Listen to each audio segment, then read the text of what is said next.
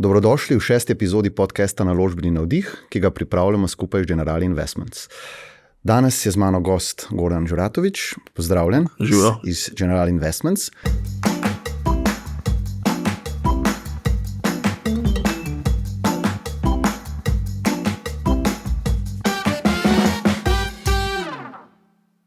Boš za začetek povedal nekaj o sebi? Zelo na kratko.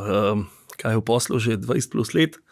Recimo od začetkov kot broker, potem privatni bančnik, zdaj vodja finančnega svetovanja, Generali Investments, skozi nekako v službi nudenja nasvetov, informacij, kaj se dogaja v kapitalskih trgih. In dnevno vpet vse. Dnevno vpet dogajanje, ki je res pestro zadnje čase. Slovenija leta, globalno posod.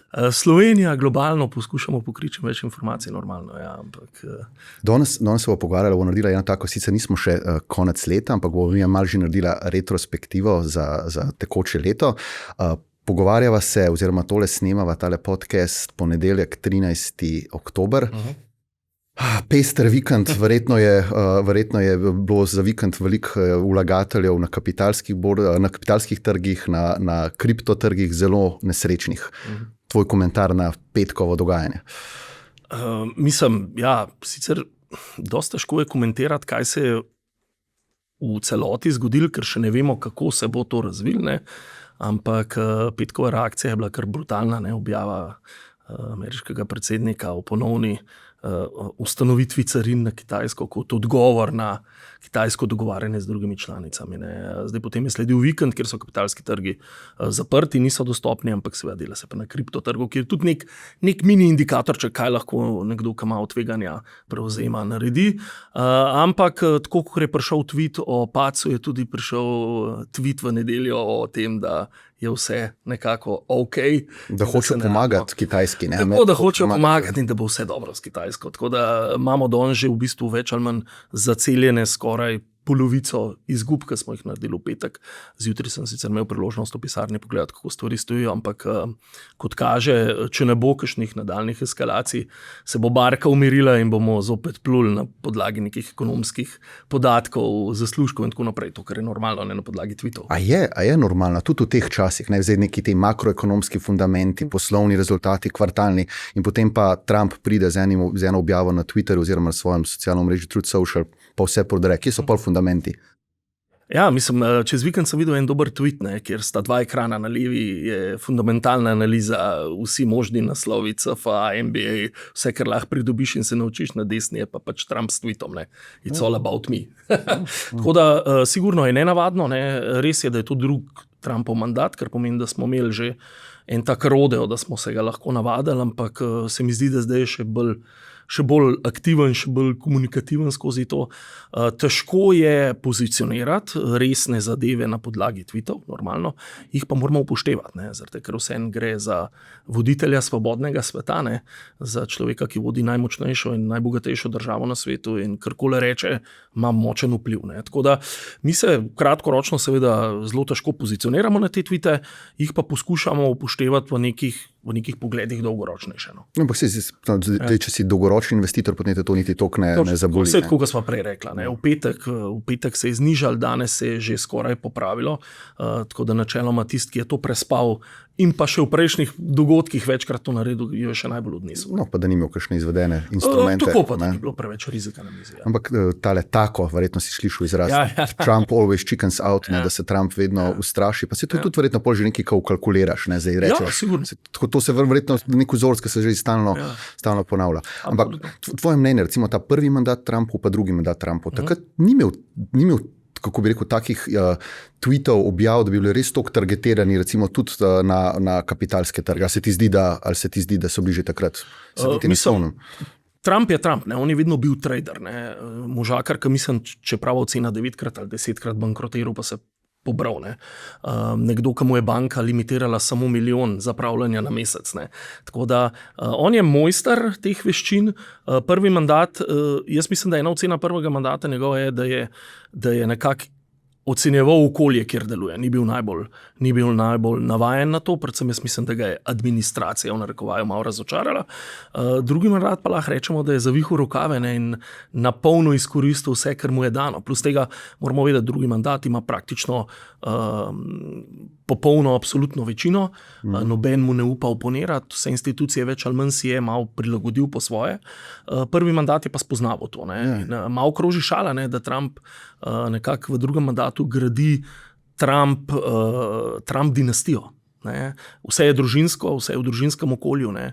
Od nečakinje kaj do obeh sinov. Ivanka je pa zelo manj involvirana, ne? Ja, ampak odzad še vedno, ne. Zed pač je priden pri vseh poslih, ne. Se pravi, tako da nič ne gre ven iz družine, bi lahko rekli, ne.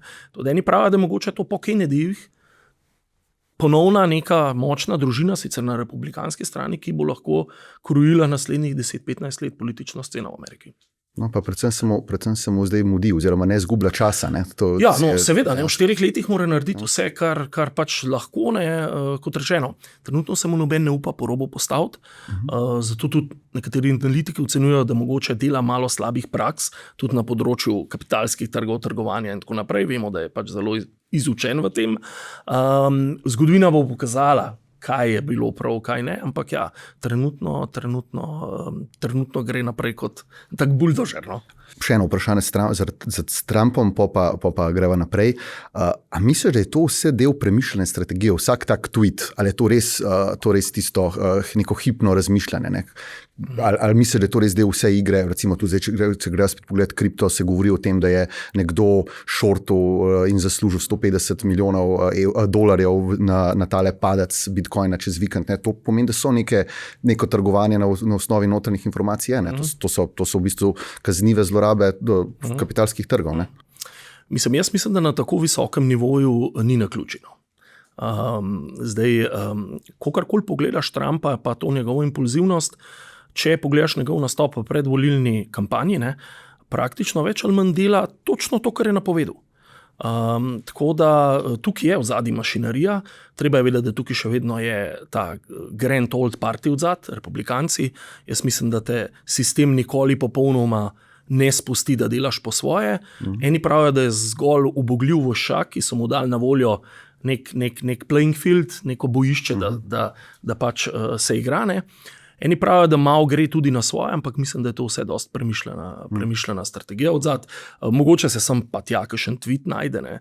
Ampak kar se tiče tega, kar si omenil, ne, ja, ta petkov tweet je bil res nenavaden, ne, ob pravi uri, ker ni bilo časa za reakcijo, ob pravem timingu, da je nekdo naredil to pozicijo, ampak se še enkrat bomo videli skozi čas, ali bodo institucije kdaj to raziskale ali ne. Okay. Pa še malo Slovenijo pogled. Tudi Slovenija ni se čist izognila šoku, slovenska oziroma ljubljanska borza. Ne? Kaj se je zgodilo z delnico Krke?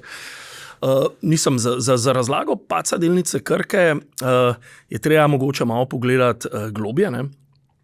Vsekakor je bila novica o ponovni ustanovitvi želje Putina, da bo v Rusiji šel v nacionalizacijo premoženja v primeru, da Evropska unija sprejme odločbo, da bo začela. Torej, bil je nek zakon oziroma osnutek zakona, ki bi dal podlago, da bi lahko nacionalizirali premoženje Rusov? Ruskih podjetij, ki imajo izvor v državah, ki bi uvedle sankcije proti Rusiji. In to je Krka, ki je zelo izpostavljena. Ampak pozabljamo, da ta odločba in ta zakon velja v Rusiji že od leta 2022. In Rusija je dejansko nacionalizirala ali pa odvzela premoženje že v višini, mislim, da 50-60 milijard. Ne. Je pa to bil medijski odgovor, pa najava na to, kar Evropska unija želi sprejeti, se pravi odvzetje premoženja, prodaja premoženja in financiranje ukrajinske pomoči. Zdaj Avstrija se je temu uprla, vemo, da če ena članica da veto, to ne gre čez. Zakaj se je uprla? Zaradi, ker Avstrija ima tam, mislim, da 2 ali 3 večje firme, največja izmed njih je Raiffeisen, ki še vedno posluje v Rusiji. Edina banka, ne? Evropska. Edina banka, evropska, tudi Avstrijci že zgodovinsko ves nekako držijo z Rusi, so tudi nekako bolj nevtralni, ne? Kar se tiče, ampak ja, to je bila po mojem mnenju pretirana reakcija. malo moramo poznati tudi zgodovino, kako je Krka sploh v bistvu v Rusiji začela svojo zgodbo. Ne. Vprašanje je tudi, ali Rus želi ostati brez kapacitet surovin, zdravil na tako pomembnem področju, zdaj verjetno brez novega avta preživiš, ne, brez vsakodnevnih doz zdravil in tako naprej, kar je pomembno za prebivalca, pa ne. Ne. Tako da jaz mislim, da je mogoče bila malo pretirana reakcija, je pa res, da se je tudi pokazala ta manjša likvidnost v tem primeru, če nekdo od večjih igralcev želi stopiti iz pozicije, vidimo, da so premiki lahko ne samo navzgor, ampak tudi navzdol precej veliki. Ja. Treba je vedeti, da je na drugi strani vse to nekdo pokupil, nekdo je spoznal, tu niso bili v večini mali vlagatelji, je bilo par institucionalcev vmes, tako da nekdo ocenjuje to novico za dobro priložnost. Krka se je tudi že stabilizirala, mislim, da šla iz 176 na 195 danes, tako da jaz mislim, da se bo počasi zdaj to umiril, pa bomo spet nazaj šli k starim dobrim temam pri Krki. No. Okay. In se spet vračamo iz močno zelenega, pomladno zelenega, krvavo rdečega, gremo nazaj. Prejšnji teden sem tudi bral, vsi smo pričakovali, da bodo šli tudi borzni trgi proti rekordom, oziroma so že blizu rekordov, zato pa je dejansko prišel na rekordno raven. No, kako pa to vidiš? Mislim, kdaj zgodovinsko gledano, kdaj so ti cikli, da zlato toliko raste, kot recimo zdaj raste? Ni to ponovadi v času nekih večjih vojn, gospodarskih kriz? Zakaj pa zdaj? Vsi nimamo neke, bom rekel, globalne vojne ali pa globalne gospodarske krize. No, mogoče se ne bi čisto strinjal, nimamo globalne vojne, ne. Konfliktov je kar nekaj močnih odprtih. Ne. Po drugi svetovni vojni v bistvu imamo na evropskih tleh največji konflikt. Cirka 8 milijonov beguncev, ne vem koliko mrtvih. Ne. Tako da tu kar dosta trka na naša vrata. Ampak, mogoče malo zgodba zlata. Zdaj, zlato v svoji osnovi, že zgodovinsko gledano, ne bi bil ohranjevalec vrednosti. Ne. To pomeni, da ne bi sledil neki inflacijski krivulji, s tem pokril in ohranjal vrednost denarja. Na drugi strani imamo delniški trg, ki ne bi bil v bistvu ali pa generator rasti, ne, s produciranjem denarnega toka, rastjo in tako naprej. Zdaj, parkrat v zgodovini mi smo naredili prejšnji teden pregled 35 let nazaj. Imamo cikle, kjer zlato malo bolj zasije, pa imamo cikle, kjer zlato malo manj zasije. Zdaj, za podlago tega pogovora mogoče sam še omenil, imamo 3 tipične največje asset klase, pa nepremičnine bom izločil, ker so dosti nelikvidne in se z njimi praktično ne trguje, vsaj v Sloveniji. Se pravi, imamo obvezniški trg, ki je velik 150 trilijonov, svetu, globalno. Imamo delniški trg, ki je velik približno 130 trilijonov, pa imamo trg zlata, ki je velik približno 27 trilijonov. Ne. Zdaj, z razlogom je ta asset klas v nekje te 10-15% izpostavi, se pravi, gre zgolj za načelo razpršujte, gre pa tudi za oceno, da pa zlato kot tak ne more nič dolgoročno ponujati v obliki rasti. Lahko pa ponuja neka momentna zavarovanja. Ne. Zdaj se strinjam, zasija takrat, ko so krize, čeprav smo imeli recimo v Sloveniji, smo na zadnje to krizo občutili 2013, ki je bila evropska dolžniška kriza, pa recimo zlato naredil minus 28, pa equity potem plus 32. Ne. Tako da, mi smo v 35-letnem pregledu pogledali, od 2.1 je premagoval delnice, približno za 200%, od 2011 je pa zaostajal za delnicami, spet približno za nekako tako. Ne. Ampak celotno obdobje, ko pogledamo, še vedno delniški trg precej prednači pred zlatom. Je pa res, bilo bi neumno razmišljati, da se ga ne uvrsti v nek dolgoročni portfelj, že zaradi podatkov sem prej navedel. Ne. Naj bo del tega, mi vse naše vlagatelje vedno opozarjamo, naj bo načelo razpršenosti, naj bo recimo 10-15% v tej košarici, ostalo pa mora biti posvečeno v bistvu nečemu, kar se proizvaja. Ne. To ustvarja vrednost. Tako. Ampak povem mi zdaj konkretno, rekel si košarica 15% zlata, kako se lahko en mali investitor, pa da ne gre lih kupiti zlate palce, ne, ali pa unč kovance, filharmonike, kako se lahko izpostavi recimo do naložbe, do zlata na drugačen način?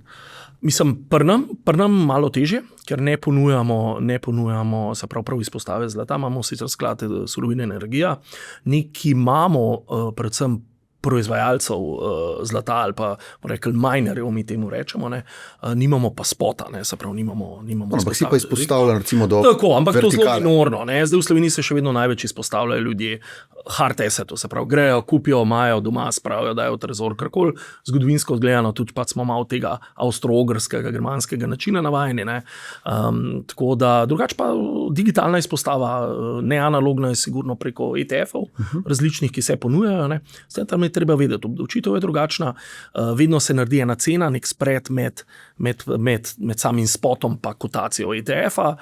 Treba preveriti, da je dober ETF, zato da je res underlying tisto, kar reče, ne? Ker ETF, če ti reče, imam 100 milijonov zalog zlata, mora to nekdo revidirati. Mora biti 1:1, če ne. Evo, super, je tukaj. Ne? Tako da nekaj je pasti, ampak to je najlažji način za izpostavo preko vrednostnih papirjev. Ne?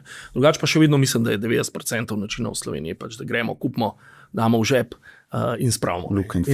In to gledamo, ne, vsake toliko časa. Kaj pa srebro? Ne? Srebro je pa tako dost pod radarjem, ampak tudi ne, na rekordnih vrednostih, če se ne motim zdaj. Srebro je naredil ta catch-up, se pravi, zaprl je to vrzel.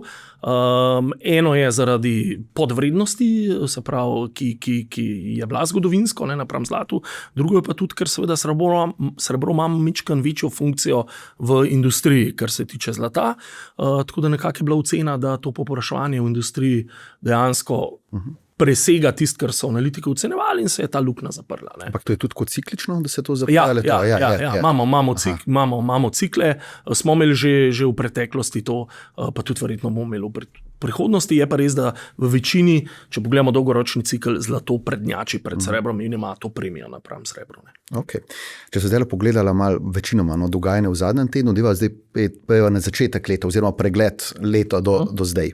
Če začneva z Ameriko, recimo, kaj te je presenetilo, kaj te ni presenetilo, verjetno se več ali manj veliko vrti okoli teh največjih tehnoloških podjetij, sploh v povezavi z umetno inteligenco.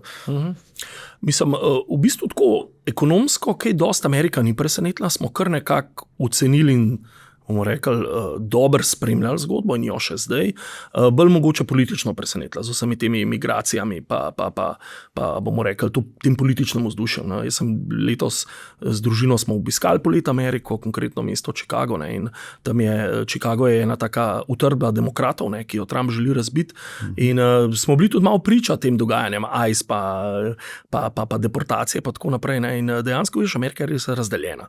Zdaj, kakšno tveganje to predstavlja za obodoče, težko zdaj reči, sigurno ni fajn. Kako bo to ekonomsko vplivalo, je pa tudi težko oceniti. Zaenkrat ne, zaenkrat je to v redu, čeprav, ko sem jaz tam govoril s parimi ljudmi, pa so se sprašvali, kdo bo delal na rančih, kdo bo delal na plantažah, kdo bo delal v industriji, kdo bo delal v hotelih. Ne. To je vse, rekli, ta hispanski bazen, ki prihaja gor, vse podobno sliko imamo v Evropi. Ne. Ker mi je en hotelir, mislim, da spomladi rekel v Amsterdamu, če ne bi bilo priseljencev, bi bilo pol hotelov v Amsterdamu zaprtih. Tako da ta geopolitična slika smo mislili, da bo bolj dominirala, pa zaenkrat ne. Razlog je seveda v tem, da je veselica podprta z ohlapno politiko in tudi za naprej ocenujemo, da bo tako. Kar se tiče tehnoloških delnic, teh Magnificent Seven, niti niso blazno presenetili. No. Sej v bistvu, mi smo se malo šalili, tam v aprilu, vsi več ali manj so šli poljubiti prstan. Celo Cook iz Apple je prinesel skulpturo v Belo hišo in s tem zakopal bojno sekiro, in je rekel, da bo tudi nekaj investiral v Ameriko nazaj, tako da it's all good. A to je tudi ciklično, da se takole pridejo tele CEO-ji pokloniti vladarju, ali ne? Mislim, niti ne, no. Mislim, da ne, ampak čeprav verjetno to v preteklosti v ozadju se tudi dogajalo, samo ni bilo tako javno. Samo ni bilo tako javno. Ne. Tako da Amerika trenutno poskuša v bistvu po naši oceni nekako uveljaviti nazaj glavno in vodilno pozicijo. Sigurno v AI-ju je vodilna, daleč pred Kitajsko in Indijo. Je pa res, da seveda bo mogla ohraniti to vodilnost.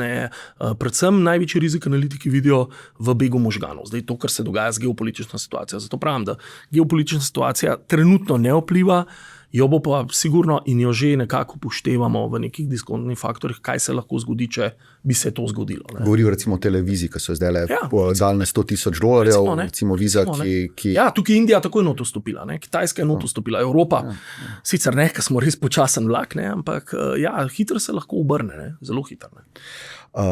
Kaj pa te tarifne vojne in mislim to si omenil, to je v bistvu ta politika, mislim, da bo pa to imel, tukaj pa zdaj pogledati za 2026, tudi efekte za potem, ali je to spet nekaj tako, ne? Mislim, sigurno bo imel neke kratkoročne efekte. Zdaj, mislim, da ne bo volatilno leto, je malo naivno. Ne. Verjetno se bo marsikaj pojavil. Spet, Trump pač že iz vidika osebnosti je tak, ki želi pozornost. Se pravi, želi biti pri glavnih dogajanjih zraven in seveda bo tudi 2026 imel svojo sijočo zvezdo, ne. Ampak fundamentalno pa mi vidimo 2026 kot dobro leto, pozitivno leto. Printerji bodo brneli, to je adut Trumpa, ne, zaveda se, da pač Američan odpre svoj portfelj, pogleda v denarnico in to definira, koga bo volil. In tako da načel. Okay. Si pozitiven za 2026. Mene pa zanimivo, ker zdaj sem tudi čez vikend bral predsednik uprave OpenAI-ja, Sam Altman, Sam Altman je rekel, da se boji, da se napihuje AI balon.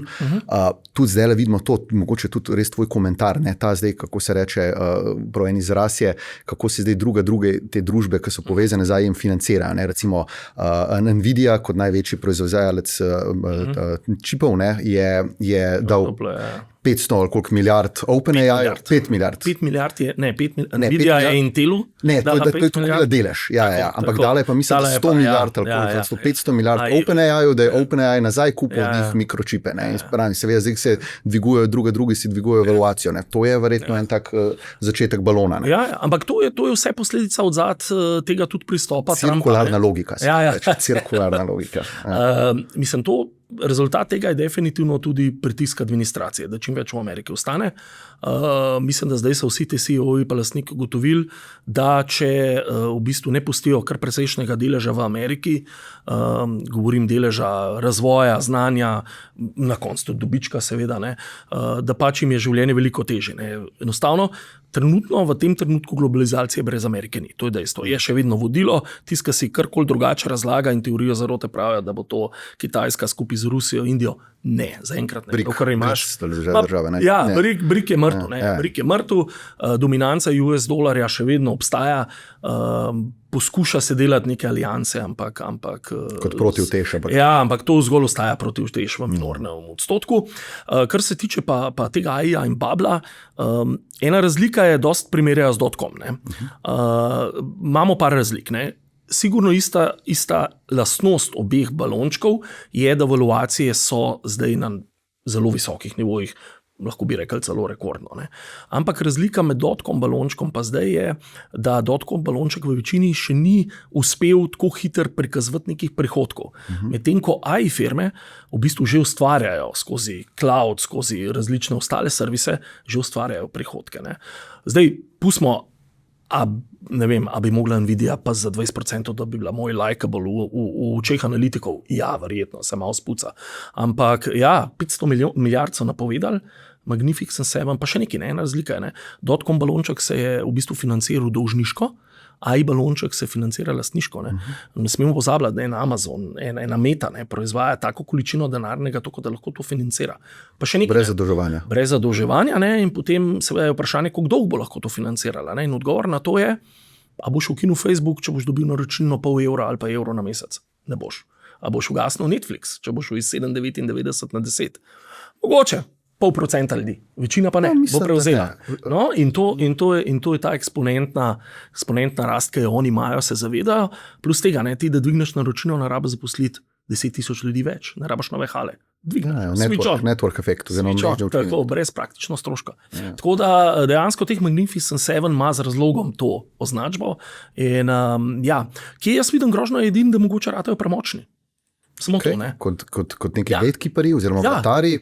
Ampak je kakšna resna protimonopolna tožba zdaj le še odprta? Ne, mislim, več ali manj so vse, mislim, da Google je nazadnje tudi neki setlo. Mislim, da so zelo dobro prišli. So zelo dobro prišli. Dobro, na eni strani tudi razumljivo, dejstvo je, da te zgodbe so podprte strani ameriške administracije, na koncu dneva tudi sprejete globalno, zaradi tega, ker se je, poglej, mislim, ne vem, kera država je bila, ki je ukinila socialne, je bila Nepal, ne, mislim, da pred mestom dni je ukinila socialna omrežja, ne, neredi, ne, mladi so šli na ulice, ne, streljali so se, ne vem, koliko mrtvih, ne, dejansko ta efekt bo zdaj tudi vlade, bodo zelo težko rekle, ne, tega ne bomo imeli, ne, in jaz mislim, da se Amerika tega zaveda in zato moč ostaja še tam in zato smo dost pozitivni za leto 2016, tudi zaradi tega. Okay. Kaj pa 2026?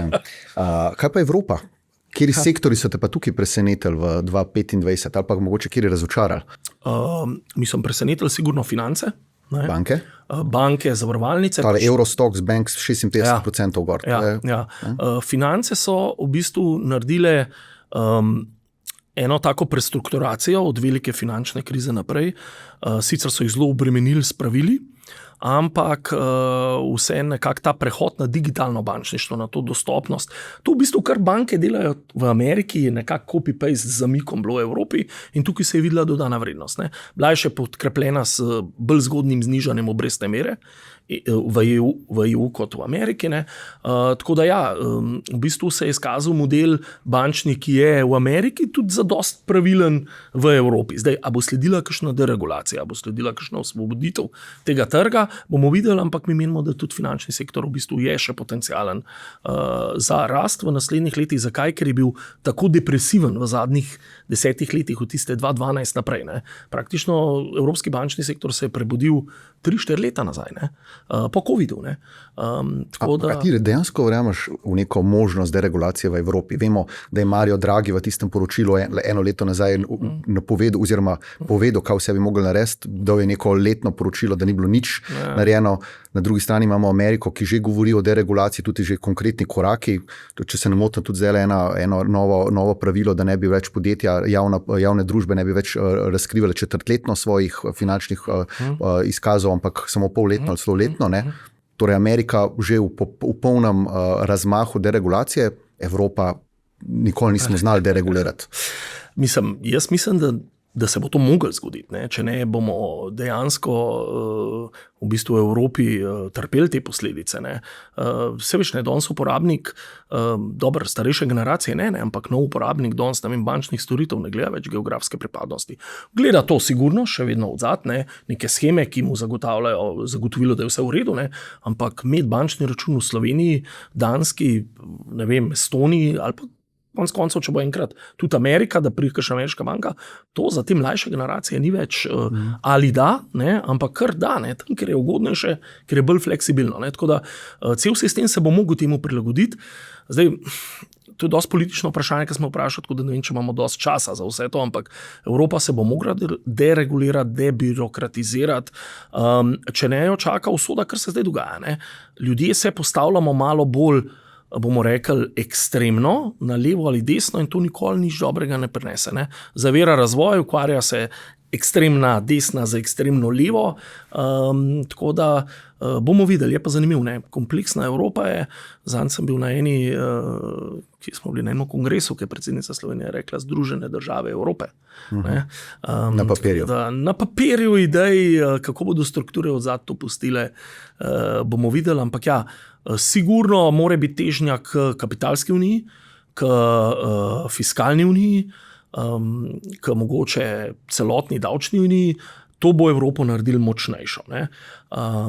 Kdaj bo pa to uspelo, bomo pa videli. Okay. Kaj pa obrambni sektor? Si omenil si, finančni sektor, kako si pa kaj obrambni sektor spremljal? Mislim, obrambni sektor je sigurno zvezda, ne, zadnjih 3 let. Je pa res, da tukaj se tudi zadnje čase pokazali dost volatilnosti. Ne. Čim pride novica, da se nekaj deeskalira, ne vem, neka delnica Rheinmetalla, nemškega velikana, ki proizvaja orožje, pade 10%. Ne.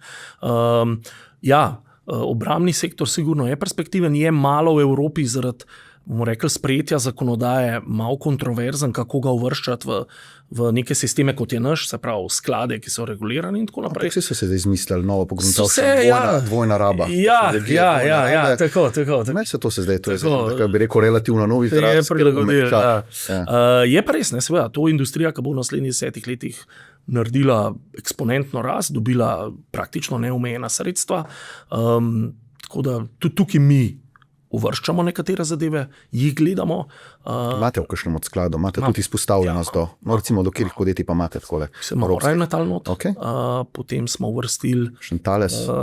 Uvrstili smo nizozemskega providerja, neke opreme, zdaj se ne spomnim imena. Ampak zdaj v industriji lovimo ta prehod, ko smo bili vsi naravnani zelo na ESG, v ta prehod, da to več tok ne velja in je treba uvrščati nekaj drugega. Ne? In zdaj industrija kot naša, ki je velika, dela te premike zelo počasne.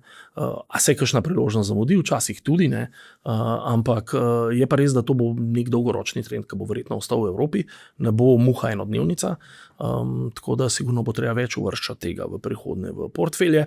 Določeni kolegi iz drugih držav v skupini Generali so tudi že naredili nek obrambni sklad in tako naprej. Konkretno mislim tudi pri nam ideja,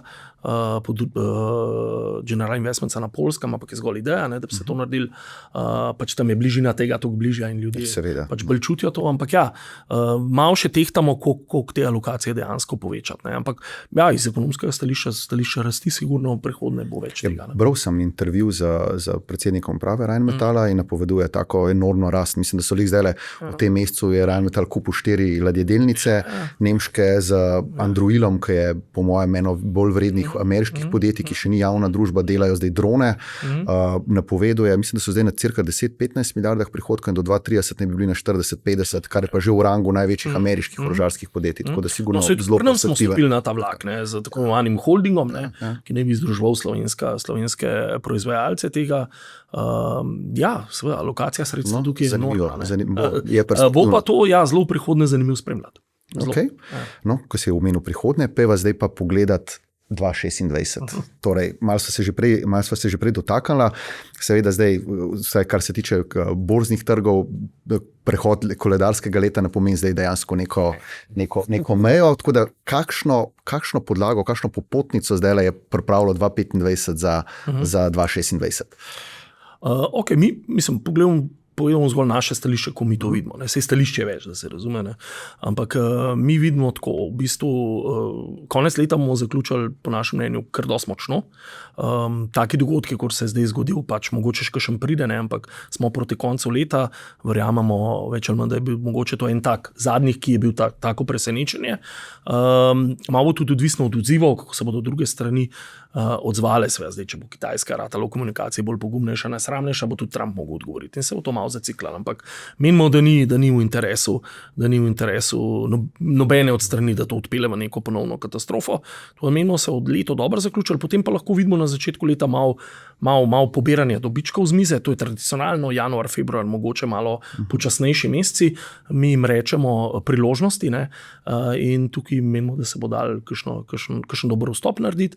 Pač pa dolgoročnemu vlagatelju mi ne priporočamo nobenih hitrih potez. Ne ostane izpostavljen in pa ne s prostim denarjem izkoristi priložnosti, ki se dogajajo. Recimo, današnji dan je en od dnevov, ki predstavlja ok nakup. Za jutri ne vemo, kako bo, ampak kaže, smo se danes malo umirili, mogoče se je kaj spremenili, zdaj le vmes, ki mi dva klepetava, ampak ok, jaz mislim, da ne. Makroslika je dosti jasna, potrošnik je zdrav, službe so, predvsem na zahodu, ne. Tako da ta krog naj bi se vrtel. Če bo še podprt in kot kaže bo z tiskanjem denarja in pa to podporo, potem seveda imamo eno tako lep recept za 2026, kar se tiče delnic in praktično vsega rileseta. Malo vidimo probleme v obveznicah, predvsem dolgoročnih, zaradi tega, ker ko na eni strani brez glavo tiskate, pada zaupanje v sistem. In tukaj bomo rekli, upisniki dolgoročnih obveznic ali pa imetniki zahtevajo malo više donose. Pravi, sistem ni več tako, kot je bil 2 leti nazaj, ne mi dati več 5, daj mi 7. Ne? Tako da na tem dolgem koncu praktično smo zelo malo poalocirani, kar se tiče obveznic na kratkem koncu, bolj verjamemo v podjetniške. Zakaj? Podjetje proizvaja, bomo rekli, jaha ta val optimizma, rasti in lahko se prav financira in izpolnjuje svoje obveze, pa tudi na državnem delu obveznic smo recimo kratkoročno izpostavljeni. Mnenje pa je, da vse, kar bo real asset, bo rastel, denar bo negativen, ker bo izgubil kupno moč, malo se nakazuje, da prihaja nazaj na vrata inflacija, ne sicer tako grozna, kot 2 leti nazaj, ampak bomo rekli tam v rangu mogoče med 2,8, 3,5, ker je mičken nad nekimi targeti. Nekako, koliko je zdaj, recimo? Ne? Ja, 2,6 mislim, da smo, ali 2,9 zaključili v Sloveniji, nisem najbolj prepričan, ampak ja, neuradno naj bi tudi centralne banke targetirale okrog 3,2, da to bi tolerirale. Vemo, da je tisto uradna komunikacija je 2. Tako da zdaj, če se ne bo nekaj ekstravagantnega zgodil, predvsem seveda na geopolitičnem področju, potem menimo, da bo to kar vse nekako vladljivo. Načeloma, če gospodarstvo raste, pa FED to podpira, imamo kar en tak pozitiv perfect storm, ne, kjer lahko vidimo dobro leto. Še enkrat, ne smemo iti pa na juni, bo leto volatilnosti. 5-6 dogodkov bo, ki bo povzročil nekaj, in vsakič, ko greš više, je ta trigger lahko malo močnejši. Ampak to je spet business as usual. To je spet business as usual, jaz lahko rečem, da to, kar mi v bistvu s strankami, ki komuniciramo, ki delamo aktivno ali pa malo aktivnejše, praktično so tega navajeni. Ne? In zdaj že zadnjih 10 let vidijo, da je to name of the game, tako da slovenski varčevalci, investitorji, kakorkoli poimenujemo, ki so v naložbah, pa so ostali dolgoročno, so zdaj že v bistvu teh malih odklonov navajeni. Evo, slovenski vlagatelji, Ljubljanska borza, kaj bo pa tukaj se dogajalo? Recimo, greva, če si prej omenil revolucionarno, koliko revolucionarni bodo tele individualni naložbeni računi? Kaj bo to pomenilo? Bo to pomenilo zdaj velika košara denarja za nelikviden ali pa slabo likviden, nizko likviden slovenski delniški trg? Kaj, mislim, pa si lahko verjetno vsak lahko naredi v glavi enačbo, kaj se bo zgodilo? Mislim, najprej treba povedati, da je to zelo pozitivno. Ne? Sigurno. Pač nagovarjanje kjerekoli vlade, da se denar, ki ni v funkciji investicij, premakne investicije, je pozitivno. Lahko samo blagodejno vpliva. Zdaj, kakšna bo ta infrastruktura izgledala, še najbolj ne vemo. Imamo osnutek nekih tehničnih pravil, davčnih pravil in tako naprej. Pričakujemo, da bo razjasnitev strani institucij v naslednjih parih tednih, ne? Kako naj bi vse to tehnično izgledalo. Mislim, okostje je sprejetje. Marc je planiran, ne? Praktično vsi ponudniki se na to pripravljamo. INR, če bo podprt tudi s promocijo vlade, pa vseh nas ponudnikov, bo sigurno naletel na ušesa nekoga, ki drži samo v denarju in bo rekel, en delček pa bom dal sem not. Zakaj? Slovenci obožujemo, če je nekaj davčno malo bolje od običajnega, tako da to bo prva iniciativa. Druga iniciativa bo to, da mi menimo, da bo ta prilivni poriv, ki bo prišel v ta malo manjši likvidni trg na Ljubljanski borzi, kar dosti pozitivno vpliv, ne? Kar pomeni, da bo verjetno povpraševanje večje od ponudbe in bodo delnice še naprej izkazovale neko pozitivno noto, seveda predpostavki, da bodo imeli dobro poslovanje in da na svetovnem globalnem trgu ne bo kakšnega večjega tveganja, kar se tiče njihovih poslovanj. Ne? In ti misliš, da bomo končno Slovenci začeli malo prazen tisto veliko vrečo depozitov v bančnih? Koliko imamo? 10 milijard, koliko jih imamo? Ne, imamo, mislim, da 29 milijard. 29 milijard, aha. Ampak mislim, Slovenci odlično varčujemo. Ne, smo Ronaldo ti v vrčevanju. Tudi z bančnimi depoziti. Odlično vrčujemo, smo pa slabi v potem investiranju tega. Tako da že ta podatek, da je mislim, da 83% vsega tega na vista, se pravi, ki se šteje kot depozit, ampak to je na poklic, praktično lahko dvignem danes, je tako dosti zaskrbljujoč, ker res absolutno nič ne dela, ker banke vemo, da na vista dajo 0,01. Tako da kupna moč rapidno zgublja in poteza vlade, da pride k temu tudi s kakšnimi ljudskimi obveznicami in tako naprej, je zelo dobrodošla. Ne? Zdaj, če utrgamo samo en konček tega, recimo, da bi 500 milijarde utrgali, ne, bi bilo vrhunsko. Ne upam si misliti, kaj je, če bi se mobilizirali, ne vem, malo več. In nič ne bilo narobe, če bi se. Mislim, da se bo. Recimo, pri vas generaliju že hodijo ljudje.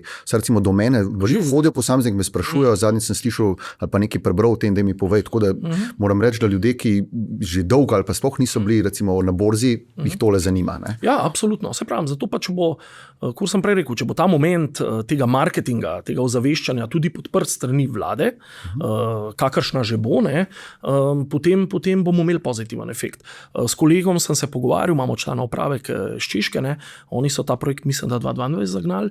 Imel je en začeten push, potem je pa to ugasnil, zato ker vlada ni več komunicirala, ne, v tej smeri. Ne. Pač ljudem je konstantno treba neka sporočila dajati. Ne.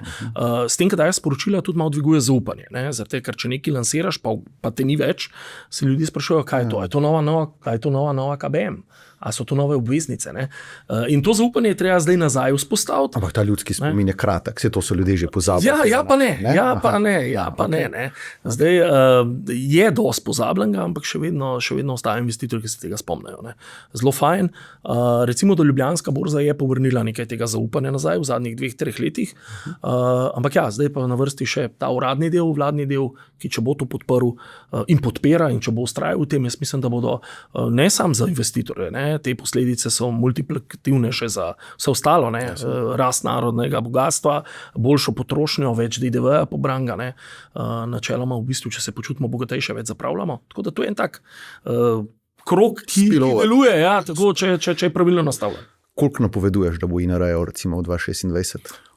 Težko reči, ampak zdaj, če bo sam postopek, jaz mislim, da bom rekel, ne tako po številu, bom rekel bolj, koliko mislim, da bo denarja not prišlo. Okay, no. Če bo tehnična zadeva funkcionirala, zdaj to postavljamo skupaj, se pravi z institucijami, in bo sam pristop dosti jasen, lahek in razumljiv, potem jaz mislim, da znamo prvo leto pretegniti med 200 in 300 milijoni.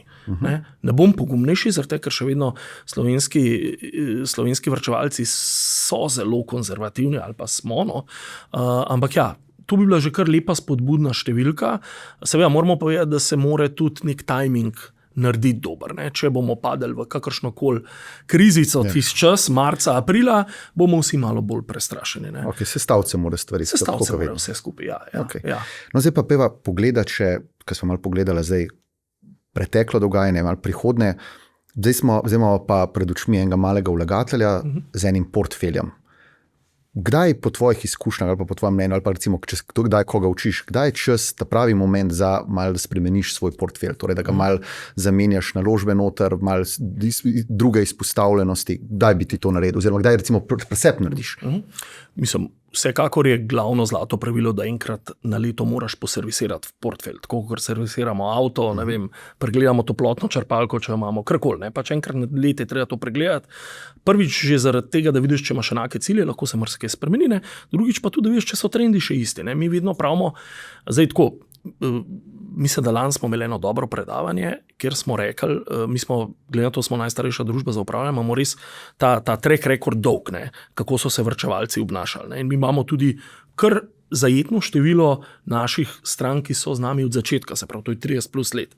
In vidimo, da načeloma najbolj so prišle stranke, ki so bile pasivno aktivne, da to malo obrazložim. Se pravi, niso najbolj odreagirale na vsak tak moment, kot smo ga imeli zdaj ta petek, ne?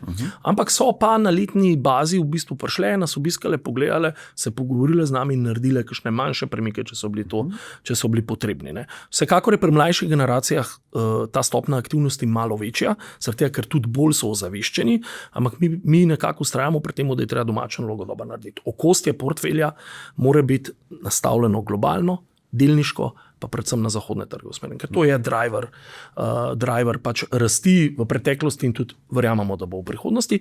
Pa mi malo dodajamo te satelite. Te sateliti so pa trendovski, prej si omenil, ne vem, orožje, pa AI. Ne?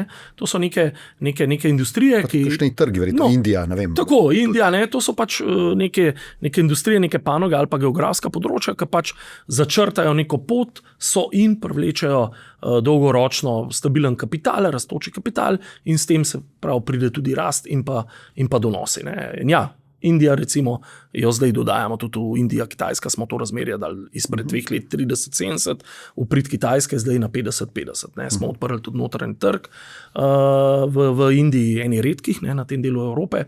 Zakaj? Ker mislimo, da ko se bo ta pomaranča stiskala, se bo največ donosov ohranjal not izmed tistih 4000 podjetij, ki so, ne izmed teh glavnih 7, ki kotirajo, ne, se jih da dobiti, če nisi na notranjem trgu. Se pravi, to je eno. AI, tehnologija, ne, se pravi, vse to potem malo uvrščamo, ne, ali kaj dodamo, ali kaj odvzamemo. Ampak govorimo o minornih spremembah. Poglavito je, da človek ostane, naša stranka ali pa varčevalci, investitor, kako ga pomenujemo, da ostane investiran, da ne naredi teh ekstremov, zdaj bom pa vse premaknil v denar, pa čakal. Ne, ker mislim, da statistika govori, če si zamudil v zadnjih 15 letih 6 pomembnih dogodkov in nisi ostal investiran, si praktično skoraj izgubil 200% donosa. Tako da... Torej, portfelj moramo gledati nekaj kot neka statična kategorija, hkrati ga pa ne smemo preveč spreminjati, da bi ti na vsako tako panično reagiral, najboljše, da si nek tak semi-pasiven investitor. No, ampak recimo pol napake, ki jih pa ti opaziš, recimo pre eno tako malmo vlagatelju so pa ravno to, ne, da gre... Ta čustvena reakcija, ne, mi recimo... Panika. Predvidevam danes, zgodaj smo šli iz pisarne, ampak že brnijo telefoni, ne. Kaj se je zgodilo, zaradi, ker seveda za vikend ljudje v Sloveniji tega toliko ne spremljamo, ne. Nismo tako not v investicijah, ne. Ampak zdaj se bodo pa že začeli, sem že zjutraj pogledal, ne, Finance, Bloomberg, zdaj ne vem, ste vi kaj objavili na Siolu, ne. Se pravi, naslov ni popravek ali pa padec ali pa, ne vem, znižanje vrednosti, naslov je borze tonejo, ne. In seveda, ne, Zdaj, Tonček ali pa Franska, ki bodo to odprli, ne, telefon, tako smo že ostali brez vsega. Ne. Ampak ja, sej, to je del posla, ne, mi smo tukaj neke vrste tudi psihologi, bi lahko rekli. Da pomirimo, razložimo, predvsem pa hočemo ljudi odvrniti od teh ekstremnih potez. Ne. Vse prodati, za te, ki mi je sosedov Janez rekel, da pa on je šel pa v eno schemo v Avstriji, ki pa nima paca.